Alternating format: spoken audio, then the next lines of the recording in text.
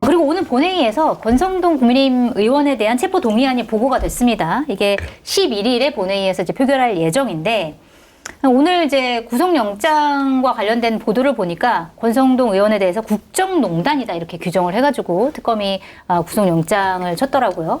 그리고 또 한겨레 20일 단독으로 나온 내용을 보니까 과거에 기획재정부가 부실 사업으로 판단해서 차관 지원을 거부했던 7천억짜리 필리핀 토목 사업과 관련해서 윤석열 정부 시절에 권성동 의원이 압력을 가해서 그것도 몇 번씩이나 압력을 가했더라고요. 뒤늦게 재개가 됐는데 그 보도가 이제 나가자마자 이재명 대통령이 이 보도를 인용을 하고 공유를 하면서 해당 사업에 대해서 즉시 절차를 중지할 것을 명령했다. 이렇게 했다고 하더라고요. 그리고 이번 탐사 보도를 통해서 진실을 널리 알리며 국민의 알 권리를 보장해 주신 언론의 용기와 노력에 깊은 감사를 전한다. 한겨레 20일 기자들에게 이렇게 뭐 또 경의를 표하기도 했는데 사실 권성동 의원이 뭐 통일교로부터 불법 자금을 받았다 뭐 여러 가지 논의가 있는데 여기에 또 필리핀 뭐 관련된 차관까지 문제가 됐는데 체포동의안은 통과가 될 것이다라는 전망이 많은데 권성동 의원의 미래 어떻게 점치고 계십니까?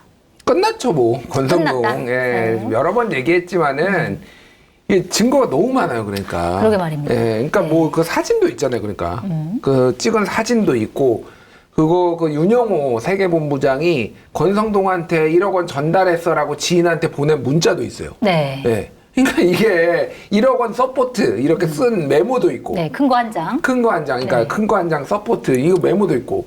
뭐 이게 그러니까 증거가 너무 많으니까 이거는 게다가 이제 구속이 되는 거는 아시겠지만은 당연히 증거인멸의 우려가 굉장히 도주 우려는 뭐 권성동 없다고 보면 되고 증거인멸인데 보좌관 명의로 해가지고 계속 윤영호한테 연락했다고 한 거 밝혀졌지. 심지어는 택배기사한테 잘못 전화한 것까지 지금 걸렸지. 그러니까 이게 맞습니다. 무슨 거기를 기가 막히게 걸려. 그러니까 일을 못해 내가 보기에. 그러니까 이거는 구속이 안 될 수가 없는 거죠. 네. 이거 아니면은 그거는 그 판사는 제가 보기엔 심각한 문제가 있어요. 진짜로. 이거는 다른 건하고 제가 보기엔 좀 다르다. 그러니까 영장 발부는 분명히 될 것이다. 영장 발부는 100%고 이거는 법원 가도 저는 이거는 무조건 유죄인데 제가 제일 궁금해하는 거는 지금 이 1억 원에 대해서 지금 집중적으로 특검이 일단은 영장이 발부돼야 되니까 그런데 지금 수사 중인 거는 우리가 또 제일 궁금해하는 거는 한학자 총재한테 네. 2월과 3월에 네. 대선 전과 직전과 대선 직후에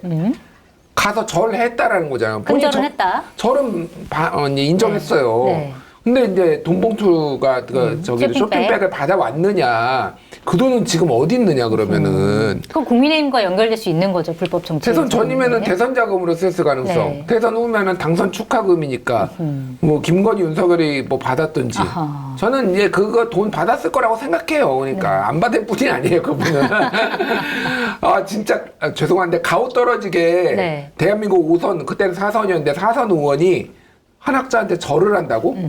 그냥? 이거 원래. 그냥 절은 안 한다. 돈이라도 받아야지. 그러니까 종교 그럼 뭐 조계종 총무원장 만나면 절하고 뭐 추기경 만나면 절합니까? 그러니까 물론 이제 한학자한테는 절을 하는 게 예의라고 해서 종교를 존중한다라고 하는데 말이 안 되는 얘기예요. 네. 그냥 갔는데 뭐 이렇게 뭐 인사를 할 수 있는데 그러니까 절까지 했다라는 거는 그만큼 기뻤다. 기쁜 무언가 일이 있었다. 알겠습니다. 권성동 의원의 미래 어떻게? 글쎄 오늘 그 본회의장에 체포동의안이 이제 접수됐다는 보고가 있었지 않습니까? 네.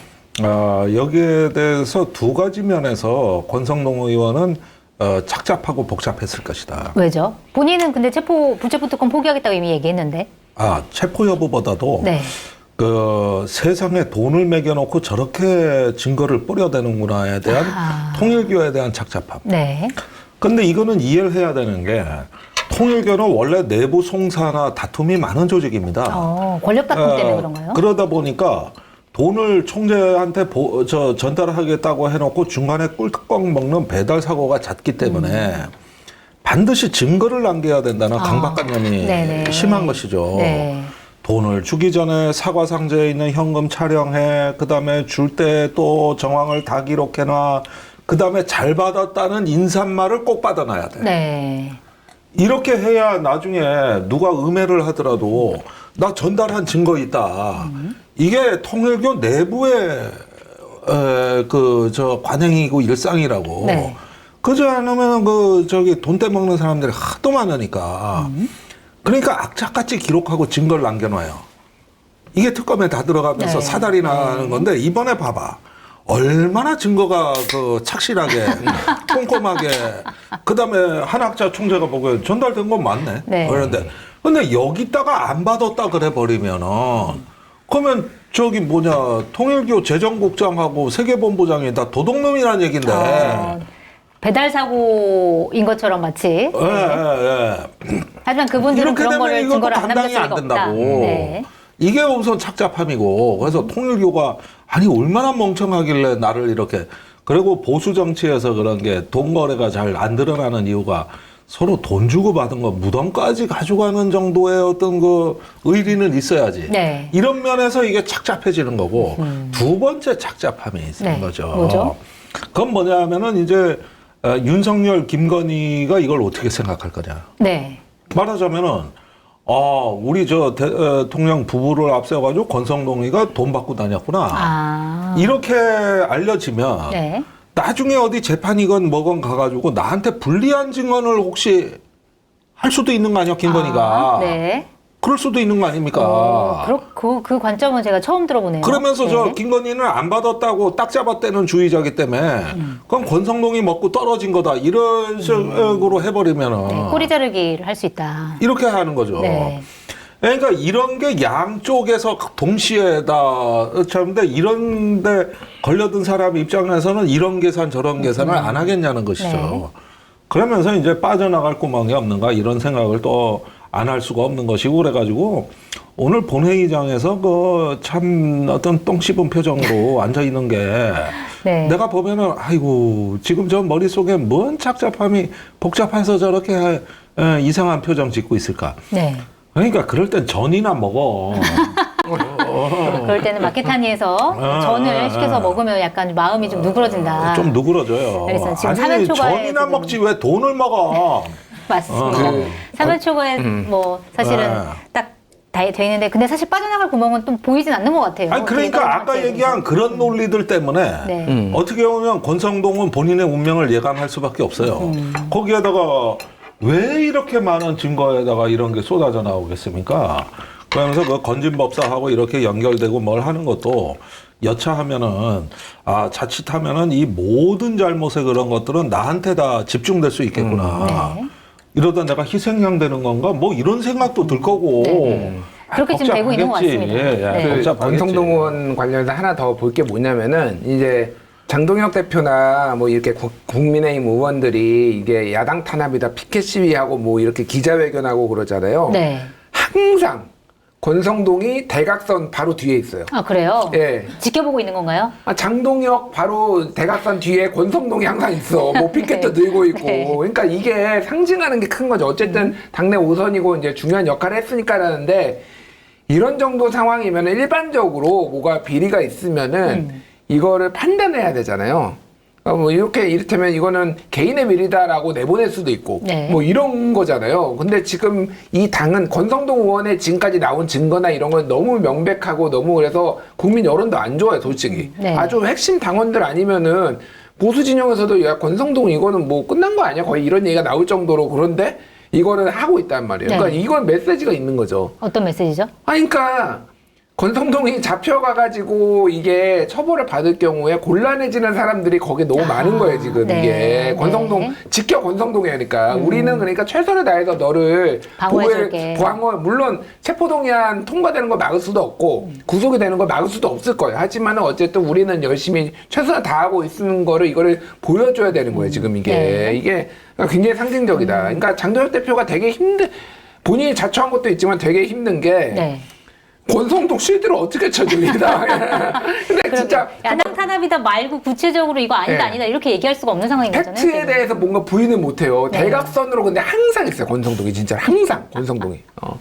그 자리 알겠습니다. 되게 왜냐면 아시다시피 되게 치열하잖아요. 네. 대표 이렇게 하는데 그 자리를 차지하기 위해서 그것도 서열상으로 막 맞아요. 누가 가고 막 이런 게 네. 있는데 항상 원상동이야. 찾아보세요 한번. 네. 하지만 제대로 방어가 될 수 있을지에 대해서는 의문이다. 이런 말씀이신 것 같고 12.3 계엄 때 얘기가 최근에 나왔는데 윤건영 민주당 의원이 어제 이제 기자회견을 하면서 밝힌 내용인데 12월 3일 윤석열 전 대통령이 계엄을 선포한 직후에 국정원에서 문서 하나가 작성이 됐는데 이게 내용이 직원 80여 명을 계엄사 및 합수부 등에 파견하는 방안에 대한 검토를 한다.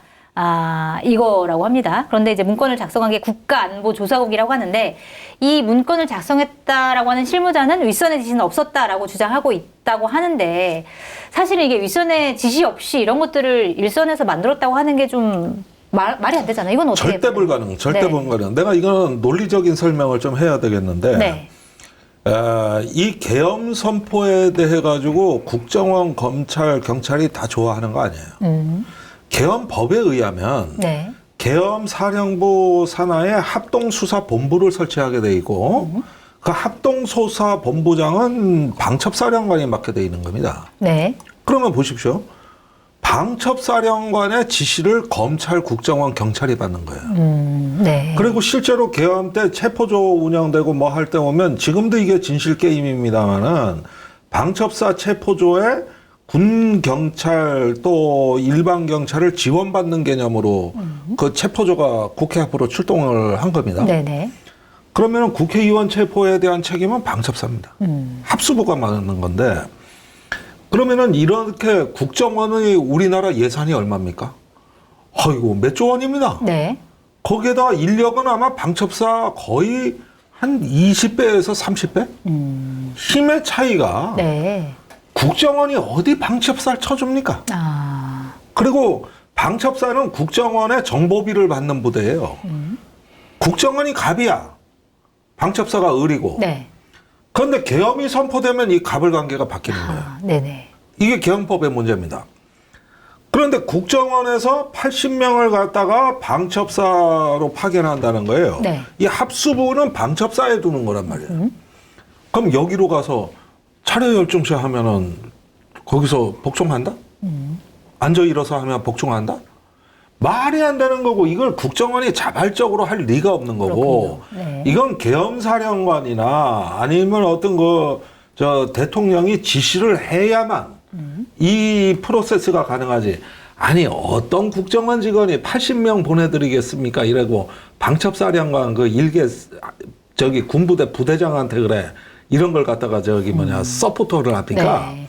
그거 위계를 따져봤을 때 불가능한 절대 거예요. 불가능하다. 불가능한. 그리고 이 계엄 사태 빼고는 모든 게 이 힘의 관계는 국정원이 맏형입니다. 수사는 검찰이 맏형이고 네. 방첩사 안 쳐줘요. 그런데 그런 방첩사에 80명을 파견할 것을 검토했다는 얘기를 일선 실무자가 전혀 할 수는 없다. 할 이런 수가 말씀. 없는 거야. 이랬다가 네. 원장한테 맞아 죽으라고? 너 왜 거기는 시키지도 않는 애라. 그럼 대통령으로부터 내려온 약간 지시가 있었을 가능성이 그렇죠. 있다. 아니 뭐 그건 조태영 원장이 그때 가 있었으니까 네. 대통령실에서 나온 직후에 나온 짓이고 그 다음에 그럼 용도는 뭐냐? 네. 80명을 그럼 왜 보내자는 거냐? 그때 방첩사에서는 이 방첩 수사단이 윤석열 정부 들어와가지고 인원이 무지막지하게 증원이 됐거든요. 한 120명 정도 증원이 됐어요. 이 방첩 수사단이 원래 1처, 2처, 3처가 있는 3처를 독립시켜서 네. 대규모 방첩 수사단으로 확대한 거고 이게 계엄 때 체포조로 변화된 겁니다. 그런데 그때 인력이 모자라가지고 막 경찰관 조사본부 100명씩 보내라고 막 전화질 할 때예요. 네. 그러면 첫째 목적은 뭐냐면은 체포조의 인력 지원. 이걸 짐작하게 할 수 있는 게 뭐냐면은 홍장원한테 온 윤석열 전화입니다. 네. 네. 다 쓸어버려. 네. 네. 방첩사를 지원해. 그 말 나오지. 네. 그래서 홍장원 1차장이 여인영 방첩사령관한테 전화해서 체포조 확인하잖아요. 명단 받아줬고. 똑같은 명령입니다. 네. 그래가지고 여기 수사조사국의 80명인 거는 이것은 체포조 용도예요.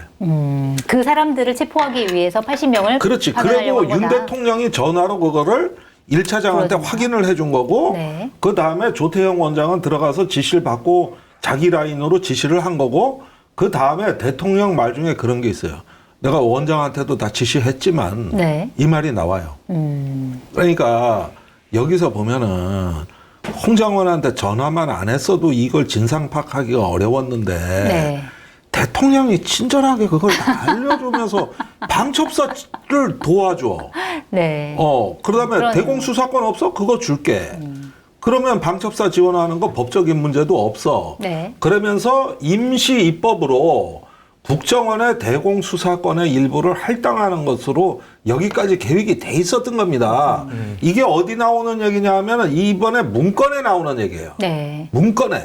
이렇게 하면 깔끔하게 설명이 되는 겁니다. 그러네요. 이게. 이거는 도저히 뭐 실무자 차원에서는 작성될 수 없는 문건이라는 걸 굉장히 그걸 강조해가지고 말씀해 주셨어요. 네, 어떻게 딱 보세요? 정확하게 1시간 전에 한겨레가 단독 기사를 썼네요. 그래요? 지금 예, 강재구 기자가 쓴 건데 단독 계엄 밤 조태용 주재 국정원 순회회의 따옴표에서 계엄사 수사본부에 협조해야 이렇게 회의를 해가지고 간부 회의를 한 거군요, 결국. 네, 조태용이 네. 그래서 그날 12월 3일 밤 11시 반에 국정원에서 조태용 원장 주재로 홍장원 1차장, 황원진 2차장, 윤호준 3차장, 기획조정실장 등등이 모여가지고 계엄 상황에서 국정원은 뭘 해야 되느냐. 그래서 뭐 수사 본부가 생기는데 뭐 협조하는 거 이거 검토해봐라 이런 얘기를 했다라는 거예요 지금. 네. 그래서 이거를 이제 어디까지 이제 알고 했는지 뭐 이거를 지금 수사한다라는 얘기니까 뭐 이거는 뭐 조태용 원장은 그리고 오늘 동아일보 단독에 뭐가 있었냐면은 12월 5일 밤에 대통령으로부터 비화폰으로 전화를 받고 네. 저기 홍장원한테 전화해가지고 사임하라라고 했나 아마 그랬을 네네네. 거예요. 네. 예.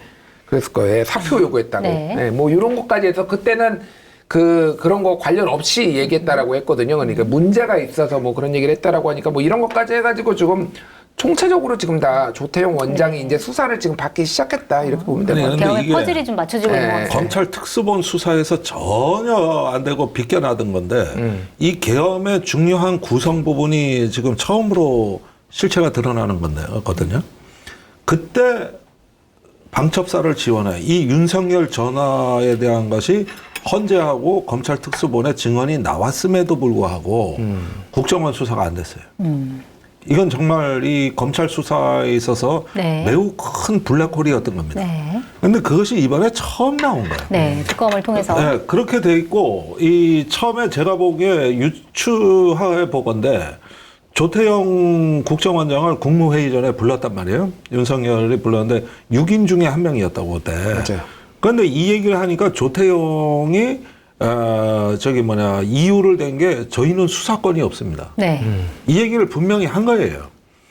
그러면은 수사권이 없기 때문에 선관위 서버도 탈취할 수가 없는 것이고 정치인도 체포할 수가 없는 것이고 이런 권한은 저희가 지금 다 법으로 안 되게 해서 다 빠져나갔습니다. 이러니까 그러면 방첩사를 지원해요. 그렇게 된 거군요. 그렇죠. 네. 이렇게 하고 수사권도 줄게. 이 얘기가 되니까 그러면 지원하는데 필요한 거를 빨리 가가지고 조치를 해. 그러니까 가가지고 야 방첩사 지원하고 우리가 수사에 직접 참여하면 뭘 해야 되냐?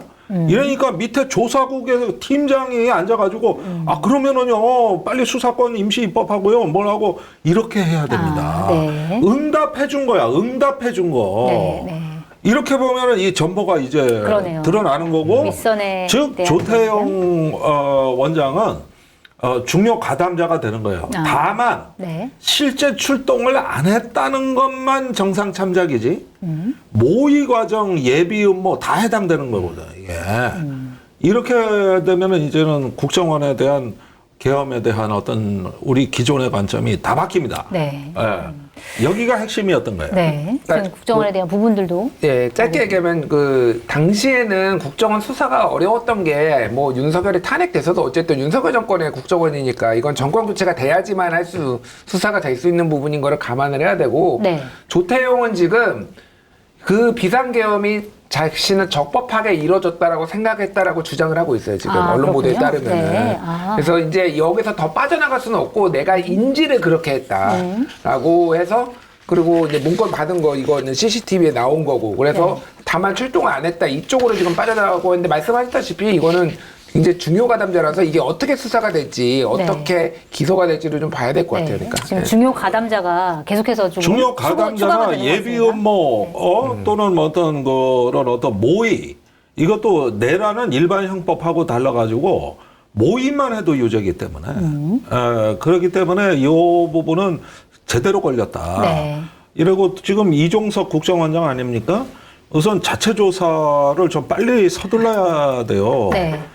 이게 벌써 내란이 일어나고 6개월도 더 지나 지금 9달째 아닙니까? 네, 맞습니다. 그동안에 얼마나 많이 이게 은폐가 된 얘기야. 그래서 이건 저는 조금 불안한 게 그 증거인멸 이게 너무나 긴 시간 동안 이루어졌을 건데 네. 이런 생각을 보면은 이거는 검찰 특수본이 의도적인 건지 뭔지 모르겠지만은 중요한 누락사항이라고 볼 수 있는 거예요. 네, 그렇게 평가를 하시는군요. 뭐 특검에서 그것까지 수사를 할 것이라고 믿고. 자, 김건희 특검이 그 요양원 있잖아요. 김건희 씨 일개가 운영한 요양원을 압수수색하는 과정에서 원래 여기서 이제 발견됐던 게 금거북이잖아요. 이배용 전 국가교육위원장이 이제 금거북이를 전달한 그게 발견됐었는데 여기에 또 롤렉스 시계, 까르띠에 시계, 다이아몬드 반지 이런 것들이 이제 발견이 돼서 이게 또 매간매직의 대가인 거 아니냐 이걸 조사하고 있는데 일단 김건희 씨 쪽에서는 이거는 동생 결혼식 폐물이다 이렇게 입장을 얘기를 했는데 이게 좀 납득 가능하세요? 어떻게 보세요? 폐물일까요? 폐물이 왜 거기 요양원에? 그러니까 그 폐물이 왜 요양원에 가 있냐고. 네. 아니 그러니까 난 지금 하도 이게 그런데 역설적으로 이렇게 생각하는 게 합리적일 것 같아요.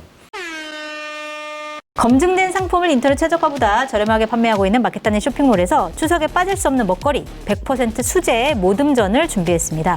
오색꼬치, 동태전, 동그랑땡, 소고기 육전, 깻잎전 등 가장 선호도 높은 5종으로 구성된 모듬전 1kg이 36,900원 무료 배송입니다. 가을이면 살이 통통하게 차올라 달콤한 활꽃게도 준비되어 있습니다. 당일 수확한 활꽃게를 목포 경매장에서 직접 구매해 100% 살아있는 꽃게만 보내드립니다. 주문 방법은 유튜브 화면 좌측 하단을 클릭하시거나 호텔에서 마켓 단위를 검색해서 주문하시면 됩니다.